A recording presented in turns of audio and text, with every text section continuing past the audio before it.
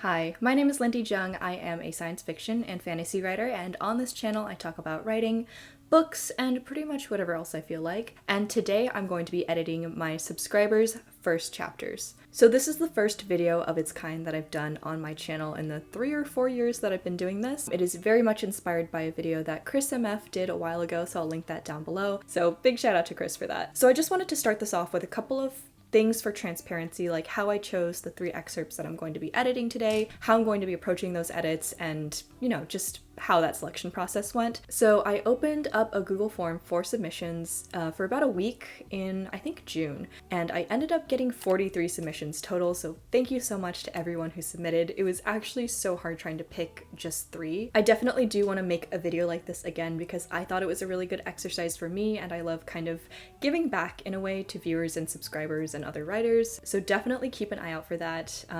Maybe not in the near future, but sometime in the future I will be doing this again, and I highly encourage you to submit again if you were not picked this time around. Anyway, so from my initial selection of 43, I narrowed it down to around 10 people. In the original Google form, I didn't actually ask for an excerpt. I based it kind of off of like pitch and genre and age category. Like, I'm just more familiar with the standards for some genres and age categories, and then I did slightly prioritize people who were like, I'm going to query soon, or I've been querying already, but most people were already kind of thinking of traditional publishing for their works. So from that batch of 43, I picked 10 people, reached out to them through email, and had them send me their first 5 to 10 pages, and most people just sent me their first chapter. Not everyone got back to me, but of that sort of semi-finalist batch, I went through every excerpt, read them from start to finish, and then picked my 3, again sort of based off of which ones I immediately felt like I could give really good actionable feedback on. Honestly, there were a couple of excerpts that I straight up did not know how to give feedback on, and so I didn't choose those ones for this video. Because I asked for first chapters specifically for this video, the theme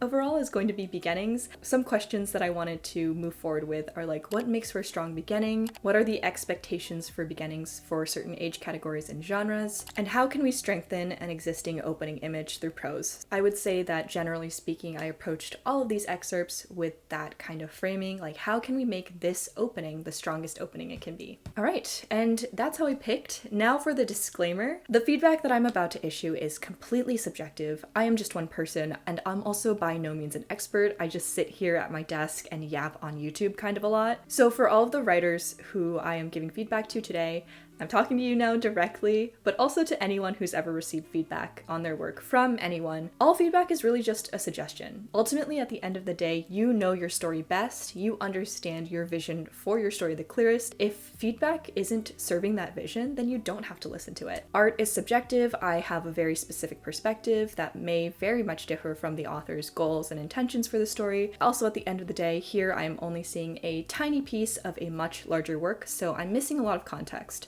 Prescriptivist writing advice is for the birds. Take or leave my feedback at your whim, at your will. I just kind of wanted to use this as an exercise for myself editorially, and sort of as someone who's interested in storycraft and what makes stories what they are, and also someone who just wanted to maybe help out if I can. And again, to all 43 of the people who submitted their pitches and the 10 people who showed me their work, thank you so much again. Could not have done this without you. Even though I couldn't pick all of you and I really wish I could, I am so happy that you guys were interested in hearing feedback from me. So with all that being said, let's go ahead and get started. So I just have my 3 excerpts lined up really nice here, and I'm just going to go through overall feedback first, and then I'm going to kind of go through line by line. Like, I did rewrite some passages, very much in my own voice. We'll get to that in a little bit. Excerpt number 1 is called Theology. This was submitted by Ebony. Theology is a romantic Greek tragedy. Alexander the Great's son is a young Greek philosopher who falls in love with an English painter. Theo wrestles with his literal demons as he finds his faith. Ebony asked for developmental feedback, so that is more big picture, story and character,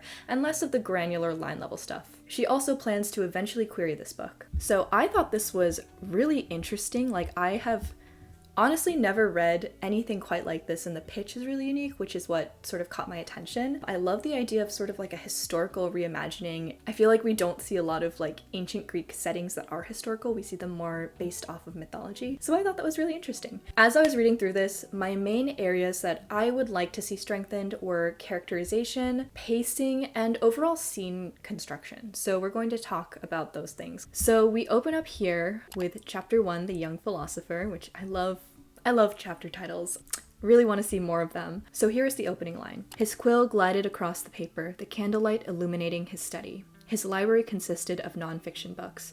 He didn't have time for fairy tales. I love how philosophical this is right off the bat. I feel like it matches perfectly with the idea that you have this main character who is a philosopher. However, I do think as an opening image, there's a piece missing here, and I thought about this a lot. I was like, for me personally, what would I like to see from this opening that conveys the same thing but doesn't feel like it's missing something? And originally I was like, oh, should we be describing this main character in the first scene or the first line? And then I was like, no, that would be too many words, it would be too distracting. The thing that this opening line excels at, or this opening couple of sentences excels at, is capturing this sort of like, not quite romantic, but introspective, studious energy and vibe. That vibe or tone coming across, I should say tone, not vibe. I'm just kind of used to saying vibe. The tone that is coming across here is coming across. I just want to strengthen it the tiniest bit more. So I went ahead and restructured these sentences here. Again, this is just my voice and how I would approach it, but I hope it shows what I mean when I'm saying these things. Candlelight and the soft sounds of scribbling fill the study. The quill glides across parchment, a fluid dance of ink and thought. Again, very much my voice, right? But I think that by taking out the pronouns and sort of like completely pinning the focus on the candlelight, the study, the act of writing in these couple of sentences, one, you're not left sort of seeing this like person in a gray morph suit writing by candlelight with a quill and ink, right? But two, it also kind of like puts the reader in the main character's shoes, because here Theo, the main character, is completely focused on the act of writing, the act of studying. So I think it just like grounds it the tiniest bit more. And then this does something kind of neat, because in the next paragraph that Ebony has written, we have his elbow knocked the ink, leaving a mark on the paper. He sighed and sat straight on his wooden chair. It was pointless anyway. So we kind of get this disruptive action of knocking ink off the table with his elbow, and here suddenly we're aware of the body again. This is where I would describe the main character's physicality in some way, like maybe be like Theo's bony elbow or however he looks. And then because Theo's sort of taken out of that steady focus mode when he knocks the ink, we can sort of go from there to that insecure, almost intrusive line of thinking that he gets into immediately after. So those were my thoughts for this opening, if you would want to continue with that opening. But then after these 3 paragraphs, the story actually goes into another scene without really a clear scene break. So I would recommend, if your scene switches place or time drastically, then I would include some sort of clean scene break, like ... and then I don't know, however you want to structure a scene break. So we have the studying scene where Theo's alone, and then it goes kind of straight into this scene where Theo is with his family, his sister, his stepmother, and his father, and they're having their portrait painted by the English painter, Sophine. Personally, I think that the painting scene would be a better opening. I don't see a ton of purpose or direction in that first initial fragment of a scene where he's in the study. You get the sense that he's a philosopher, but you could convey that any number of ways, through introspection, through anything else, without Theo directly having to show that by being in a study or studying or writing. But the other issue with that is that going directly into the portrait scene, where the focus lies more heavily on Theo, his relationship with his father especially, but also just how they're perceived, it very much takes away from that tone of being studious, introspective, romantic, that sort of vibe is kind of lost in that. So because in the scene there is a painter who is painting, I figured that you can kind of blend those ideas and open with the painter, open with the act of painting specifically. So I kind of rewrote, I wrote a sample section. I kind of went ham. This is the most ham I went with any of these. The artist's brush moved across her canvas in a series of measured strokes. At the other end of the banquet hall, Theo stood in line with his sister and stepmother, all 3 of them draped in traditional white linens. His father alone wore color, scarlet to represent the blood of all he had slaughtered, and gold to complement the very bronze sword which had served as his faithful companion on the battlefield all these years. We're opening with this practice, this art of painting, and we're showing that that's something that Theo is noticing. Although this is third person, we're still very much with Theo for this. It is third person limited. And then we kind of go into his relationship with his father just through like the contrast he strikes by wearing bright red while Theo and his stepmother and sister wear white. He's a warrior, he's Alexander the Great, so he has a sword, he's known bloodshed and violence. And then so I wanted to draw that contrast out even further by going straight into like a little anecdote. Theo had once attempted to swing the same sword when he was 6 years old. He had not even been able to draw it from its sheath. That night, his father sent him to bed without dinner. So just looking at this first chapter, which again is a very limited part of the bigger story, I can sort of tell or sort of expect that Theo and his relationship with his father, who is a historical figure that many people are familiar with, that's going to be a big, big plot point in the story. And because that's going to be so central to Theo's character, I wanted to establish it as quickly as possible. But you don't want to state it directly. You don't want to write the line, Theo hates his father, or Theo and his father don't get along, or Alexander is very disappointed in Theo. You want to kind of convey it through anecdotes, through introspection, through the way they behave around each other, through the way Theo feels around his dad. Here I have the next line, which is more or less lifted directly from the original. Now Alexander's calloused hand rested upon Theo's shoulder, a weight he had not been able to shake for hours. He busied himself by watching the artist. He thought her name might be Sophine, but he could not be certain. And that is very, very close to the original, which I think that Ebony conveyed this super well, that there's like difficulty in the father-son relationship without stating it outright. So I'm just kind of taking it that little tiniest bit further. The original line was, Theo couldn't shake the dreadful feeling as the warlord he calls father rested his calloused hand on his shoulder. They were all blonde or redheaded except for Theo. He folded a strand of raven black hair behind his ear. I like that too. That's like a kind of subtle way to do two things, which is to show a little bit of what Theo looks like without just info dumping character description, but also draw that contrast into the physical realm. Like, he is very different from the rest of his family. And then I sort of just like put in the rest of the scene.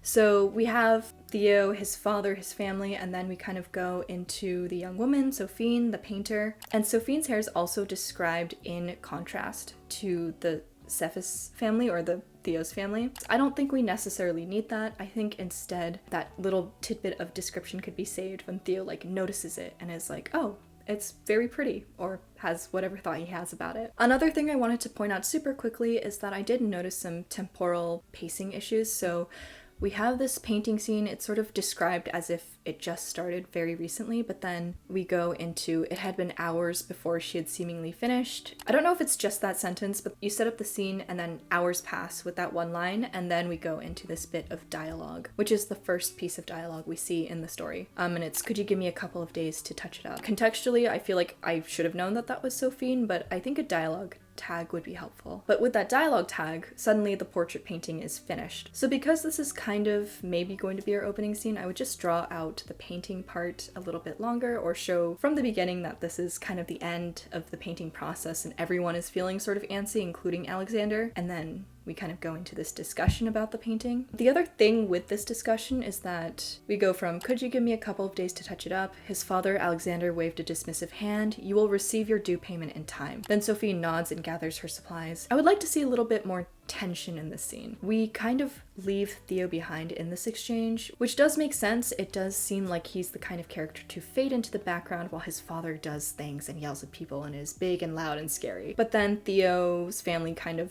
leaves the portrait painting area. Theo notices that Sophine has left her easel behind and goes after her. Personally, I think that Alexander should be a bit more aggressive towards Sophine, and maybe she leaves in a rush, forgets her easel, and then Theo kind of is like, oh no, he's the only one who really notices or cares and chases after her. And that's just a suggestion, but that would just kind of make it a little bit of a more tense scene, and scene tension is what keeps readers reading. And then right after that, Theo and Sophine have their cute interaction. We learn a little bit more about her. She doesn't really know that much about Theo, which is really interesting. She's from a different country. I think she's from England, which personally I don't know enough about the history of, like, I don't know a lot about history, actually, straight up. I don't know if Alexander the Great and English people in the country of England were congruent, but this is fiction, so it's totally fine. It turns out she doesn't actually know who he is, and he kind of like almost takes offense to that, which I think is really interesting. He resents the burden of having Alexander as his father, but he also has only ever known that, and probably has only really ever experienced people like throwing themselves at his feet and wanting to please him. So it's kind of cute that he's taken aback by Sophie not knowing who he is. Although I do wonder if she ought to know who he is, because she is painting the royal portrait, so shouldn't she have a little bit of context context for that, but again, that could be a mystery that unravels over time. Overall thoughts, I think this scene is really, really close to accomplishing what I think it sets out to do, which is establish a very specific tone and also to set up Theo's relationship with his family, which is strained, and Theo's meeting of Sophine. But I just think all of this could be accomplished in the same scene, which is the portrait painting scene, and I think it could also be stretched out. I would look a little more closely at the pacing of this scene and how much time it actually takes up. I think that there's a lot of subtext here. Ebony has done a really good job of seeding the subtext. And finally, I would like a little bit more of Sophine. I believe very strongly in the power of first impressions for characters. From the pitch, I know that Sophine is the love interest, so I want to see her making a bigger impact, even if it's just to Theo. Part of the way that you could accomplish that is by having that like tension point between Alexander and Sophine, where he's like behaving a certain way, probably negatively toward her, and she reacts in a certain way. But I think overall that Theo works, his characterization and his relationship with his parents, or specifically his father, works. This definitely seems like a really strong setup. It has the bones to be a really strong, like, character focused work. And that's it. So now for excerpt number 2. This one is called Nightfall in Chains. It was submitted by Jamie. The pitch is: two magical sisters are separated by the killing of their clan after migrating to northern Anatolia and placed on opposite sides of a battle. One uses her shaman powers to fight for the freedom of her kind, while the other shines the light of her energy on the darkest parts of herself and seeks out vengeance against those who'd wronged her people. Amazing pitch. I was so intrigued by this pitch right away. Jamie asked for developmental, big picture feedback, and I actually specifically chose this project because Jamie has queried this book before, hasn't had much luck unfortunately, but wants to know if there's anything more that she can do. After reading this through a couple of times, overall the areas that I want to focus on are going to be voice and show versus tell,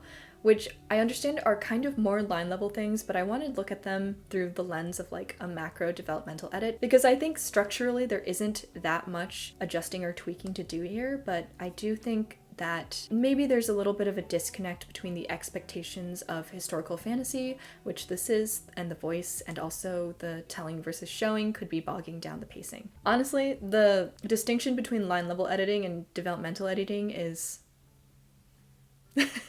I mean, it's not really that much of a distinction because there's so many lines that are blurred and crossed, and there's so many different ways in which those things intersect to make this greater art that we call writing. So let's go ahead and take a look. Opening paragraph. A person could be in the world, a physical presence existing alongside woodland creatures and blades of grass, and yet be completely removed from the world altogether, like a reflection or a shadow that stretches outward to display a distorted image of its source. This might come down to personal taste, but for an opening paragraph, I typically don't love these introspective inner thoughts, like an inner monologue as an opening rather than dialogue or an action. It just doesn't usually grab me unless it's something super, super profound, which I almost never see anymore. And I think it's okay to open with sentiment, to open with theme, to open with something abstract, but I'd rather see it woven into the characters or the world. Like, I want to be grounded in the story through those physical things before I start thinking about philosophy. So if you have a complex thought that is occurring, my recommendation would personally be to just weave these thoughts in as a character is doing whatever they're doing in the opening scene. It's also because it tends to be difficult to transition from lines like this. So we go from this into Iselle felt like a shadow as she stared into a small settlement from the forest edge, watching villagers go about their daily lives. The people didn't know she spied on them. They tended to the little gardens outside their cute cottages, standing in groups, gossiping about friends and family. Entirely unaware, Iselle tried to remember their witty retorts and the new ways they braided flowers into their hair so she could copy it later on. They had no idea how much she wished to be one of them. I like this interesting perspective. Like, immediately you see she's an outsider, she's looking in. You get that because the way the writing works is that it shifts focus off of her immediately into the people she's observing. I really like that. However, I do think this paragraph could be strengthened by a little bit more of a balance between showing and telling. And this is something I struggle with often. A lot of writers tell emotions. I think because emotions are so nebulous, it's almost like an insecurity. Like, we really want to make sure that the reader knows that the character feels like she wants to be one of these people that she's been watching. But we kind of get that already from the way that she's observing these people, the way that she tries to memorize their gossip and the way they talk and interact and even do their hair. We understand that implicitly. I don't think there's anyone I know in this world who has not felt like an outcast and felt like an outsider or felt distanced from other people. It's a very relatable emotion. Even if it weren't, it would come across. Okay, my microphone was not recording for part of that, but whatever. So for the first 2 pages, it's basically Iselle watching the villagers feeling like an outcast, and then Azize comes up and they sort of talk about their plan to find clients in this village to heal as shaman, but they have to do so very discreetly. And then we go into this sort of wonderfully tense scene where Iselle is walking to the person that she is set to heal because she and Azize split up, and she's basically having like an anxiety attack because she is a shaman, she's persecuted, she's like hiding her tattoo so she can sneak by people, but what if like her cloak falls off and reveals her status to the world? And she's also not used to being around so many people as she is in this moment. So there's so much like good tension here. I think either this scene or the scene immediately after the break where we switch to Azize's point of view and she's going to the butcher, those could both serve as really strong openings because you get that immediacy, like you dive right into not necessarily the action, but the doing of something, the pursuing of a goal. That's sort of what I'm missing here. Even though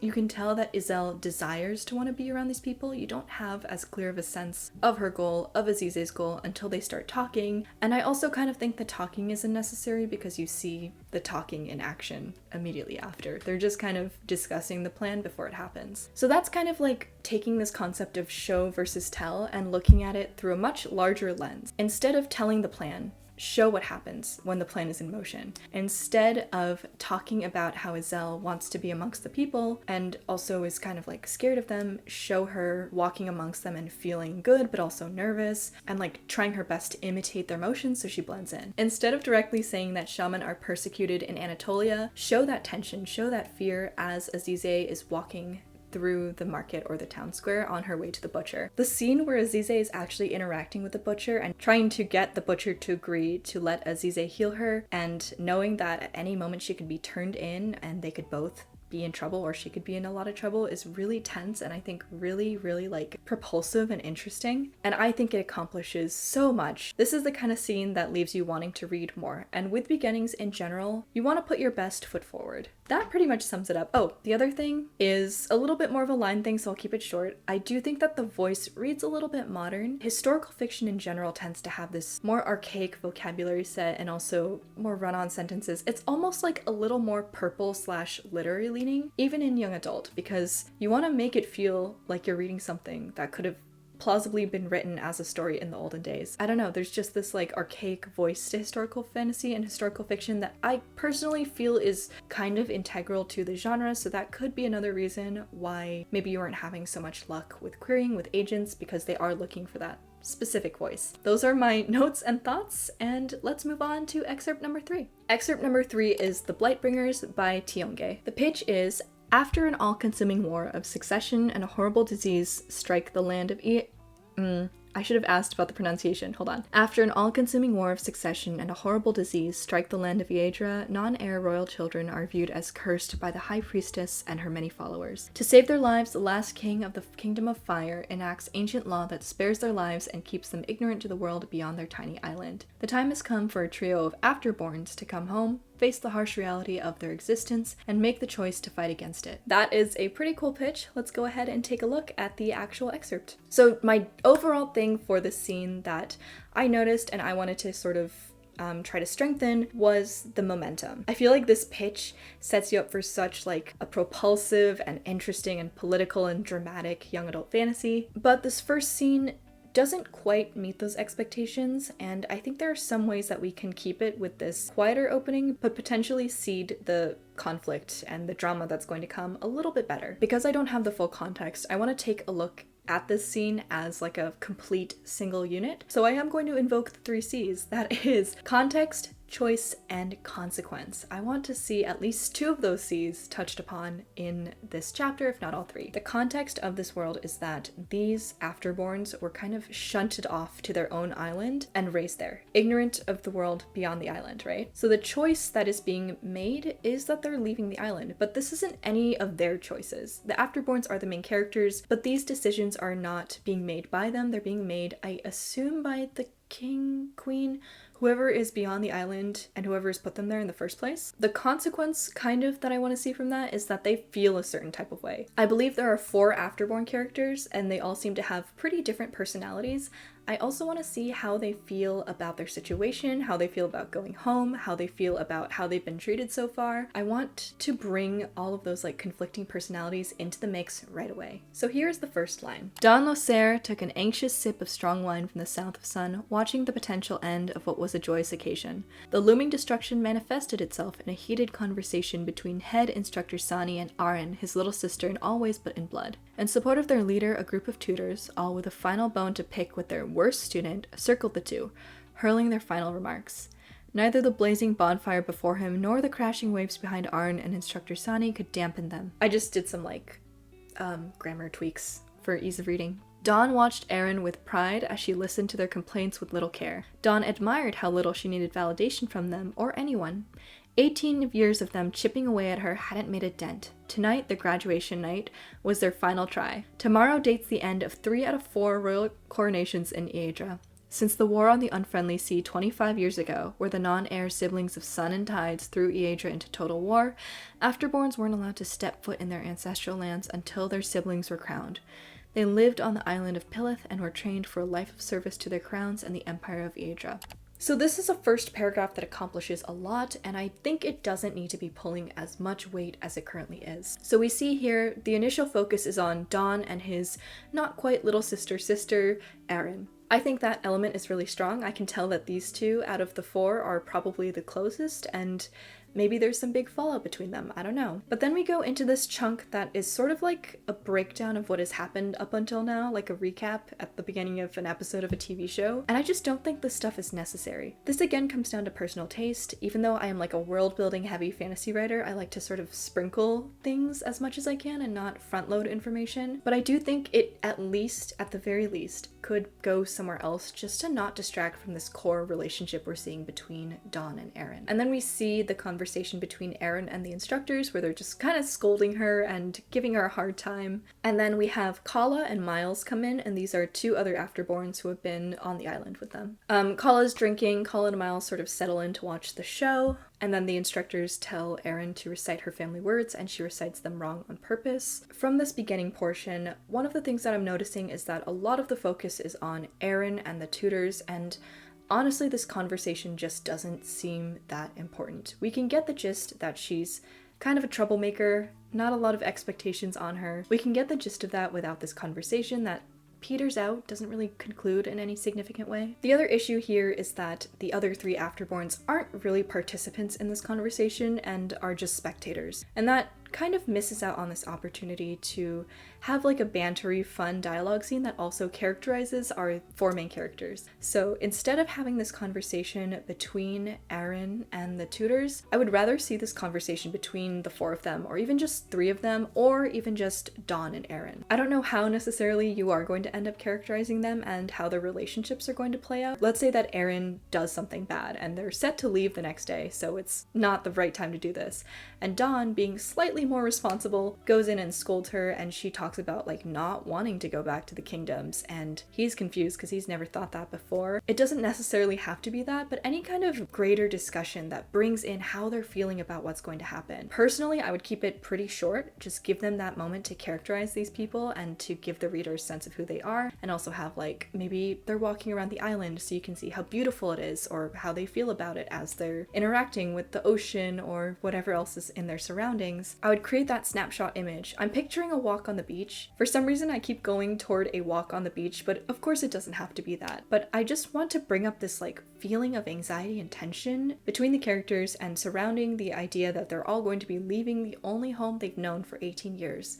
because I think that's a really good way to get to know them. Again, I would keep that pretty short, and then I would just go into the day that they actually leave. There is a fairly good amount of this toward the tail end of this chapter, so we do see a conversation between the afterborns. They're talking about their anxieties or lack thereof, but there is also a fair amount of filler here, and generally speaking, personally don't think that openings should have too much filler. First chapters should be pretty effective. They should get the job done. So I'd like to see a little bit less filler and a little bit more meaningful conversation with a lot of loaded subtext about how the characters feel about each other, the island, and where they're about to go. And then I would just like to see them go. So that is pretty much it. That was so long. Thank you so much again to everyone, but especially Ebony, Jamie, and Tionge for trusting me with their work, for letting me show it on camera, letting me make my silly comments on it. I hope this was helpful to you in some way. So thank you so much for trusting me with your work and your vision. I will be doing this again at some point, so I'll let y'all know in the community tab when I open that up. That is all. You can find me on Instagram. I hope the next time that I see you guys, it'll be through a vlog, but otherwise, I'll let you go. Thank you so much for watching.